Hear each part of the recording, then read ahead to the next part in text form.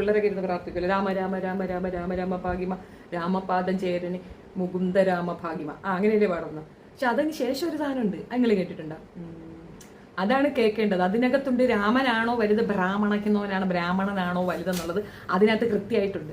ഭംഗിയോടെ ഭൂമി തന്നെ ബ്രാഹ്മണർക്ക് നൽകുവാൻ ഭാർഗവനായി ജനിച്ചു വന്ന രാമ രാമ ഭാഗ്യമ എന്നുവെച്ചാലേ, ഈ ബ്രാഹ്മണന്മാർക്ക് ഭൂമി എല്ലാം അങ്ങോട്ട് എല്ലാ സർവ്വസുഖങ്ങളും ബ്രാഹ്മണന്മാർക്ക് കൊടുക്കാൻ വേണ്ടി ജനിച്ചു വന്ന ഭാർഗവനായ രാമനിക്ക് ഭാഗ്യമ.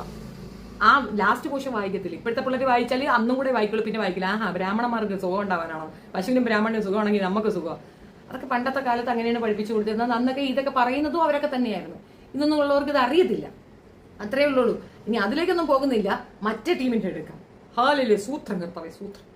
അയ്യോ എന്തുവാ പ്രേയർ, അവരെ 10 കൽപ്പന വായിച്ചാൽ തന്നെ തീരാവുന്നതേ ഉള്ളൂ. ഇപ്പൊ എല്ലാ വിഭാഗത്തിലും ഇവരായാലും അവരായാലും മറ്റവരായാലും എല്ലാവർക്കും അവരവരുടെ